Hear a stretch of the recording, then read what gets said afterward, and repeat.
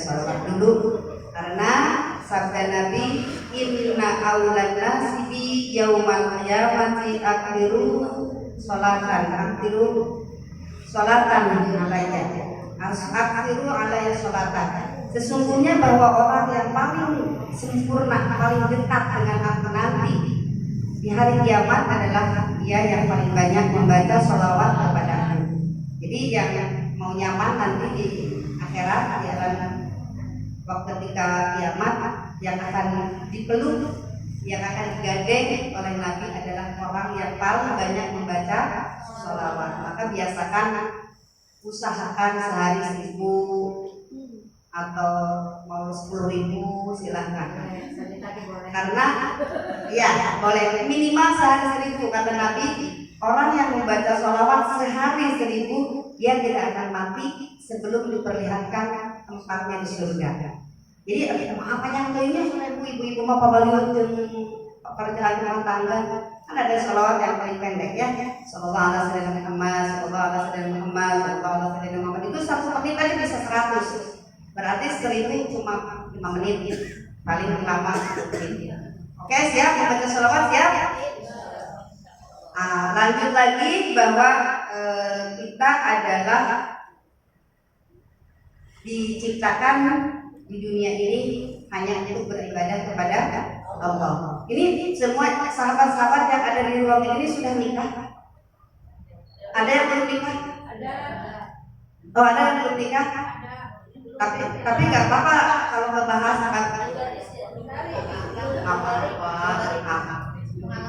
iya. Dan sekarang mah bukan hal yang tabu ya, jangankan menerangkan dan menjelaskan fikih munakahat, menjelaskan qurratul uyun aja, berhubungan seks seperti yang tadi katakan juga bukan hal yang tabu daripada anak-anak SD ya. Memang sekarang udah pada tahu dari YouTube kan. Nah, jadi mending sekalian aja dijelaskan gitu kan. Jadi bahwa ini yang enak itu jadi perempuan. Tadi sudah dikatakan bahwa Allah menciptakan manusia itu hanya untuk beribadah kepadanya. Otomatis apapun yang kita lakukan di dunia ini, segala sesuatunya harus yang bernilai ibadah. Jadi yang tidak bernilai ibadah, maka tidak ada apa-apa di hadapan Allah. Nol artinya. Maka dari itu, agar semua yang kita lakukan bernilai ibadah, maka semua yang kita lakukan harus ikhlas. Harus apa, sahabat? Ikhlas. Jadi apapun yang kita lakukan harus karena Allah. Seperti yang kita baca tiap hari, tiap malam. Inna sholati wa nusuki wa mahyaya wa mamati lillahi rabbil alamin. Sesungguhnya sholatku, hidupku dan matiku, ibadahku hanya untuk Allah, Tuhan semesta alam. Tidak lebih dan tidak kurang. Jadi mari kita lakukan segala amal ibadah dengan tulus dan ikhlas. Alhamdulillah, semoga ketulusan kita juga bisa datang ke sini di suasana yang amat sangat terik ya. Panasnya minta ampun, ternyata Karawang itu jauh sekali dengan Garut ya. Kalau Garut mah bukan hanya sejuk tapi dingin ya. Sehingga Neng Robi itu pindah ke Karawang karena di sana terlalu dingin. Ke sini sehat jadi nggak produksi sana. Panas lagi arek kohat deh. Mau dingin nih. Capuluk ya gitu. Tapi apapun itu mudah-mudahan pertemuan kita saat ini sampai kepada apa yang disabdakan oleh Nabi Muhammad SAW. Man ahabba an yatsallahu fi rizqihi wa an yatsalahu fi atharihi falyasil rahimah. Barang siapa yang ingin diberikan keberkahan rezekinya, diberikan keberkahan umurnya, maka kuncinya satu adalah apa? Falyasil rahimah, harus mau menyambungkan silaturahmi. Ini kok gampang banget ya? Kunci keberkahan rezeki, kunci keberkahan umur cuma satu, cuma bertemu, sesalaman, Allah akan mengganti semua rezeki dan memanjangkan umur kita dengan penuh berkah. Kok bisa? Karena memang tantangannya banyak. Ya, yang pertama, Ini kita ngobrol dulu ya, ini pada belum sampai ke fikih anisanya. Yang pertama, kenapa semudah itu pahala diberikan? Karena apa? Karena dari setiap perkumpulan, dari setiap pertemuan, jarang sekali orang yang tidak bergosip. Betul tidak? Jarang sekali satu perkumpulan, satu pertemuan, jarang sekali ada orang yang tidak gibah. Jadi pengen aja ngomongin orang lain, itu apa tidak? Nah, kalau satu pertemuan selamat dari ngomongin orang lain, berarti dia yang akan mendapatkan keberkahan rezeki dan keberkahan umur. Kemudian ada lagi pertanyaan, kan namanya rezeki, umur, bahagia, celaka itu sudah diatur oleh Allah Subhanahu wa Ta'ala, tidak akan bisa dirubah-rubah lagi. Kalau umurnya mau meninggal pada saat usia 40 tahun, kemudian datang ke pengajian Quran, umurnya menjadi 45 tahun, enggak kan? Nah, lalu bagaimana? Katanya memanjangkan umur. Nah, ini yang enaknya menjadi nikmat baginda Nabi. Kalau umurnya cuma 40 tahun dipatok atau 45 tahun, tapi kok bisa seakan-akan hidup 45 tahun? Yang 45 tahun seakan-akan hidup 1000 tahun, kok bisa? Iya bisa. Inilah kehebatannya umat Nabi besar Muhammad Sallallahu Alaihi Wasallam. Salah satunya apa? Salah satunya adalah ketika kita silaturahmi, Allah akan memberikan keberkahan umur, Allah akan memberikan keberkahan rezeki. Kemudian ada lagi ketika kita memberikan kebahagiaan kepada orang lain, kan ada idkhalus surur fi qalbil mu'minina ka'ibadati sittina sanatan. Memberikan kebahagiaan kepada orang lain sama dengan ibadah 60 tahun. Kayak Dina, kalau umur kita tadi mau mati 40 tahun, tapi kita memberikan kebahagiaan kepada orang lain walau hanya dengan kata-kata, kan pahalanya sama dengan ibadah 60 tahun. Berarti 40 tahun dengan 60 tahun berarti seakan-akan kita hidup 100 tahun. Inilah yang disebut dengan nilai keberkahan. Nah, udah ya. Kita selanjutnya silaturahmi sudah. Yang penting intinya semoga pertemuan kita ini pulangnya membawa berkah, berkah ilmunya, berkah umurnya, berkah juga amalnya. Insya Allah kalian datang ke sini sudah memiliki 5 pahala. Satu, pertama pahala mencari ilmu. Yang kedua, pahala silaturahmi. Yang ketiga, pahala mengamalkan. Yang keempat, pahala mendengarkan. Dan yang kelima adalah pahala, ya banyaklah namanya pahalanya. Apalagi coba yang kelima, selfie berpahala enggak ya? Berpahala insya Allah. Insya Allah. Nah, berpahala. Sebetulnya kita jangan kaku ya. Mau aku lipat ayam selfie menunggu. Itu selfie itu bagian dari dakwah, saudara-saudara. Oh, jangan dari kami. Iya, karena ketika kita memperlihatkan selfie kita, ditulis kegiatan kita, berarti orang sekitar kita tahu. Ya kan, kita lagi di mana, kita lagi bersama siapa. Nah kan, mungkin tadi juga dokter cerita kesehatan reproduksi. Yang disebut dengan kesehatan itu apa? Minimalnya mencakup 3 kan? Kesehatan fisik, kesehatan psikis, dan kesehatan lingkungan, kesehatan sosial.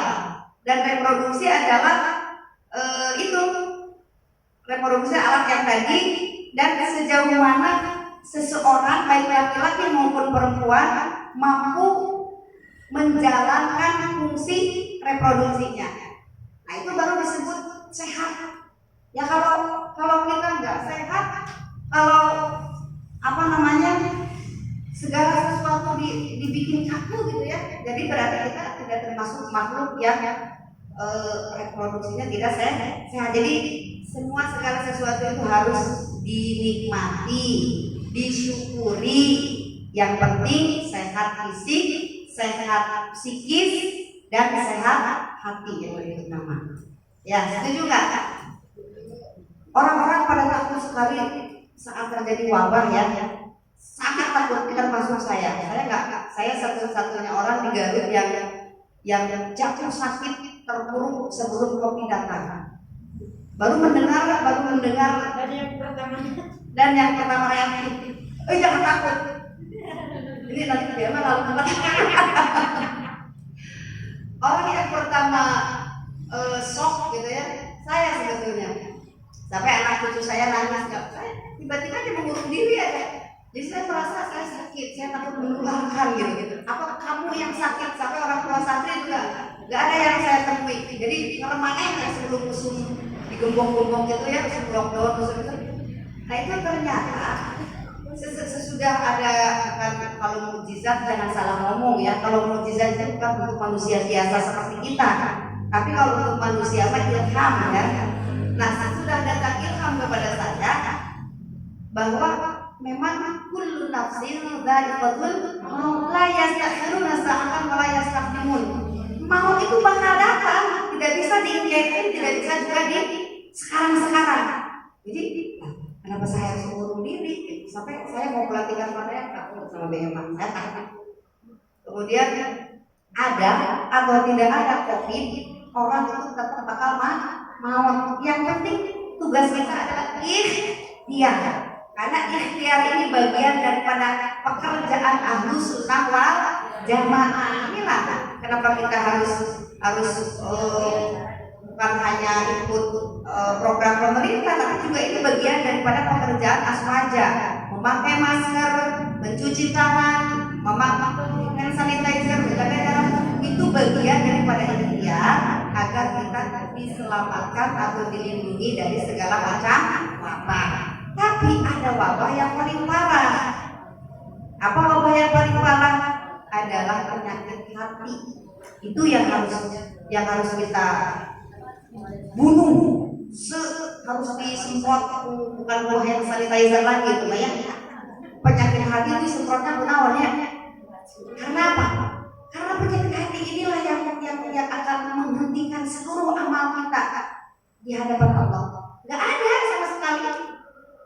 Sedikit saja kita ada sombong di dalam hati, ayat di mata Allah itu, di hadapan Allah itu nggak ada, kayak pahala sedikit saja. Umat aku nawan anu bari dipertanggungjawabkan apa yang harus kita bawa nanti di kehidupan akhirat. Kalau amal kita semuanya tidak ada di hadapan Allah, maka kita mah enak yang jadi perempuan ya, ibu ya. Ada yang ibu-ibu yang sahabat kalau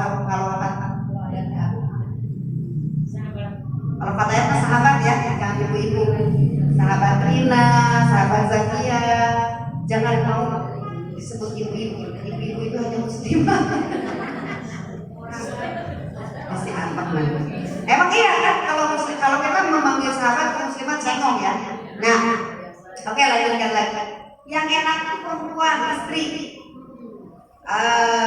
Ibadahnya nyantai, pahalanya banyak. Berhadapan dengan Allahnya nggak banyak-banyak, tapi pahalanya bisa menyampaikan ke surga. Ada yang ingat dalil sabda Nabi bahwa kunci surga kita ada di suami? Yang ingat saya kasih 100.000 deh. 50.000 tetap banyak. Iya, maka yang ingat silahkan. 100.000. Nggak tahu. Karena yang ingatnya takutnya ada 10. Ingat KB deh. Kalau ingat KB ya udah, kalau ingat KB masih aja ngomong aja ya. Biar bukan saya aman ya. Desa dia biar sama saya aja ya. Kan Nabi pernah bersabda bahwa ayyuma mar'atin idza shallat khamsaha wa shamat syahraha wa hafizat farjaha wa ata'at zawjaha udkhuliyal jannata min ayyi abwabil jannati syi'ti. Qila laha udkhuliyal jannata min ayyi abwabil jannati syi'ti.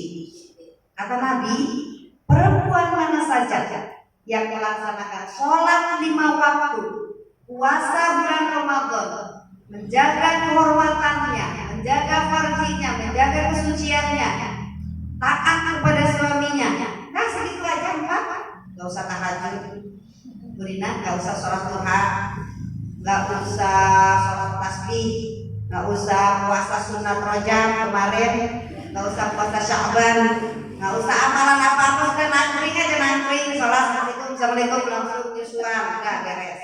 Assalamualaikum langsung kasih minum suami, beres. Assalamualaikum sholat langsung senyum kepada suami, selesai. Ya, daripada yang sholat duha sampai 8 rakaat, sholat tahajud sampai 20 rakaat malam, suaminya udah minta melonggar, kapan saya dipeluknya ini. Nah, itu unur aras. Ya, kita puasa sunnah, suami ngacai. Saya kan gak mengizinkan kamu puasa, saya kan mau mencium kamu, saya kan mau meluk kamu. Cici bosan sekolah. Dunia dan segala isinya eder semuanya melaknat kepada istri tersebut. Nah ini kok berpihak kepada siapa? Ini bukan masalah apa namanya? Bukan masalah kok berpihak kepada laki-laki gitu ya. Kenapa? Bukan ini bukan. Sebetulnya Al-Quran itu tidak condong atau luhur sebelah enggak, termasuk Ukudul Hujan juga. Ukudul Hujan itu kalau dipahami kembali, silakan gara sok dipahami kembali. Itu sebetulnya Ukudul Hujan enggak ada sama sekali yang meremehkan perempuan. Ada nggak bahasa yang meremehkan perempuan di dalam Ukudul Hujan? Enggak ada. Justru ketika perempuan harus menjalankan segala kewajibannya kepada suami, sebelum apa-apa di situ ada laksanakan dulu hak istri. Di situ kan ada ya. Nah, laksanakan dulu hak istri. Apa hak suami? Hak istri itu apa? Kata Allah, ar-rijalu qawwamuna 'alan nisa'i bima faddalallahu ba'dhum 'ala ba'd.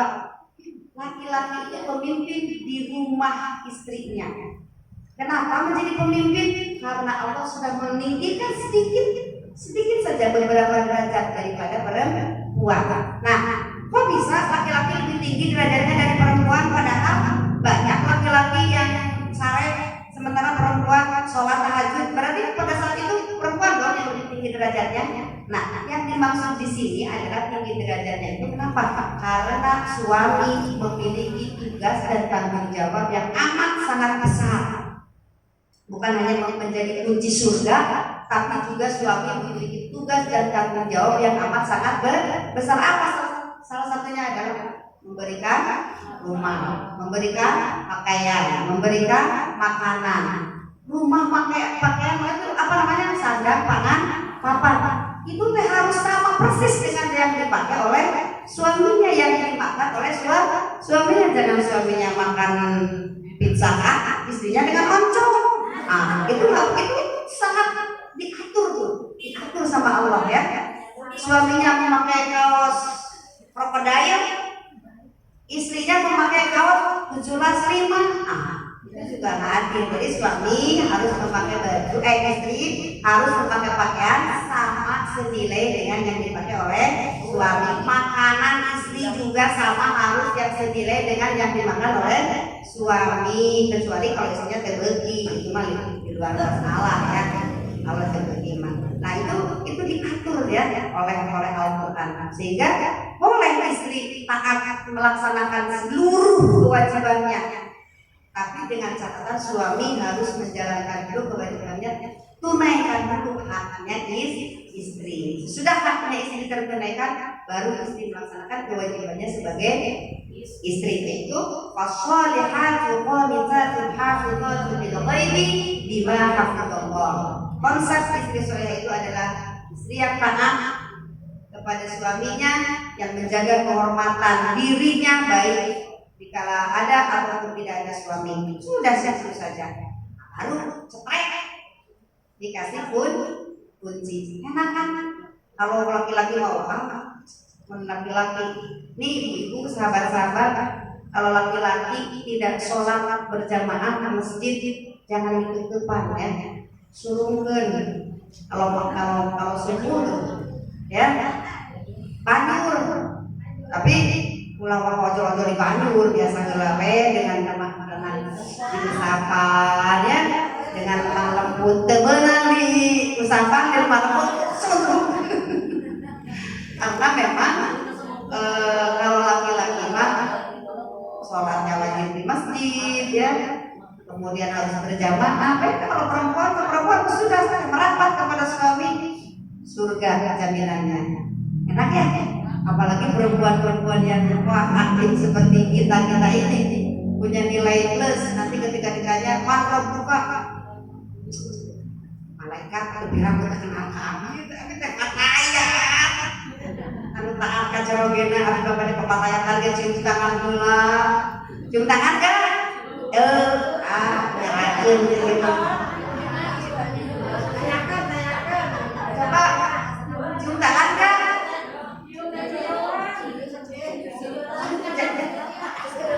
Seragam cium tangannya, sampai selari gajian. Begitu. Jadi enak ya. Enak ya yang ini yang jadi istri. Mohon doa juga dari semuanya. Ini saya juga punya keluarga 4 sedang mencari Arjuna. Allah bayar. Mohon doanya untuk suaminya sudah lama meninggal ya. Tapi ini Abi digoda memang kamu setia sampai nikah dari yang orang lainnya. 1 juta memang nikah dari. Amin. Mudah-mudahan saya kalah ayah urusan ke apinya sama Firman. Beli ayah orang Tarapang bangga.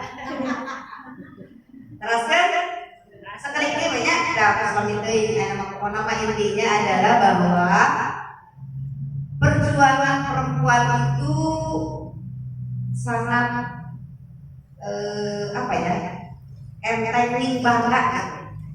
Kan ada kisah mujahadah perempuan pada zaman Nabi bahwa punya anak 3, anaknya punya 3, suaminya kalau nggak salah namanya Yasir ya, ada yang ingat Yasir bin Ammar, dia menjadi suaminya itu menjadi pahlawan karena perang dengan melawan musuh Allah, perang bersama baginda Nabi. Kemudian ketika pergi yang datang adalah teman-temannya, suami kamu sudah meninggal. Kalau begitu ini anak saya gantinya, anak saya harus menjadi pejuang membela Nabi. Anaknya yang pertama juga disuruh, kemudian habis sampai anak yang ketiga terakhir bungsu berarti juga diikutkan untuk perang. Kemudian habis anaknya meninggal, kemudian saya juga bisa ikut perang. Sesampainya di sana kata Nabi, kamu perempuan, kamu gak bisa ikut perang. Kamu urusin aja yang sakit-sakit, yang korban perang. Oke, siap. Yang penting saya bisa bermanfaat, berguna badan saya, ilmu saya untuk kepentingan agama dan kepentingan Nabi. Akhirnya ketika ngurus yang sakit-sakit itu, dia getek pengen ikut perang, memakai kuda, memegang pedang, dan dia langsung melawan musuh-musuh Allah. Nah itu sampai ke sana perjuangan perempuan pada zaman Nabi. Kita cuma aktif di Pattaya, cuma datang silaturahmi, menuntut ilmu ya kan.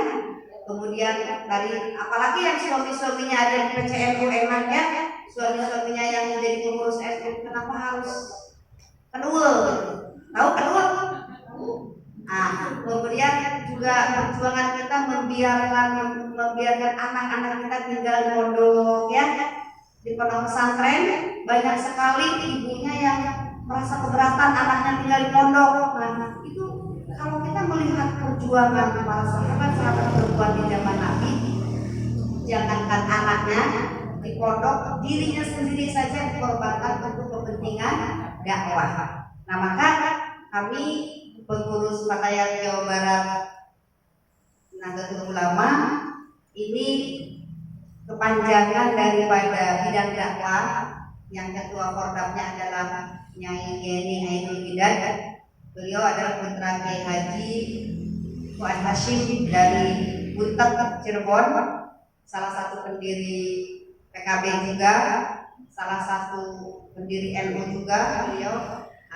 Beliau menjadi pengurus menjadi ketua Forda Jawa Barat, itu maksudnya ingin meningkatkan kualitas sahabat-sahabat di Jawa Barat, sahabat-sahabat OTM itu, agar dakwah kita itu lebih bukan kena sasaran. Intinya kita ingin OTM NU bisa sampai syukur kalau misalnya menjadi solusi dari semua permasalahan yang terjadi di masyarakat.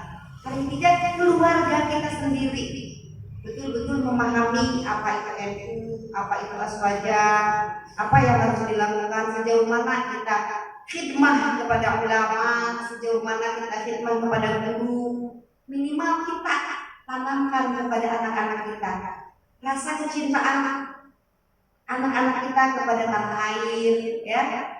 Jangan sampai anak-anak ada yang mencekok terlebih dahulu sehingga diiming-imingi surga, aku bukan diiming jemput kayak pengaku surga itu mau. Nah, itu karena apa? Karena kurangnya sentuhan, itu karena kurangnya perhatian sebetulnya, ya, baik dari orang tua maupun dari lingkungan gitu. Makanya lingkungan itu sangat amat mempengaruhi kesehatan fisik, psikis kita. Nah, jadi kita jangan pernah jauh-jauh dari ulama, udah itu aja. Ya, sebagaimana sabda Nabi, man akrama aliman faqad akramani, wa man akramani faqad akramallah, wa man akramallah faqad jannah. Man ada aliman faqad adani, wa man adani faqad adallah, wa man adallah faqad nar.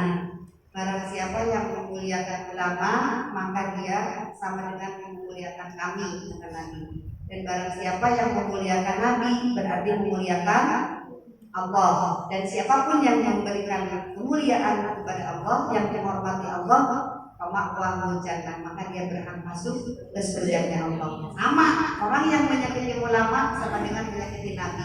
Orang yang menyakiti Nabi sama dengan menyakiti Allah. Dan orang yang menyakiti Allah, dia berhak masuk kepada neraka. Maka kita sahabat-sahabat kata yang dituntut untuk menjadi pendakwah yang hebat, pendakwah yang mampu mendidik anak-anaknya, yang mampu mendidik putri-putrinya atau murid-muridnya menjadi manusia ahlu sunnah wal jamaah yang betul-betul cinta terhadap ulama dan negara. Siapa lagi yang membela ulama kalau bukan kita?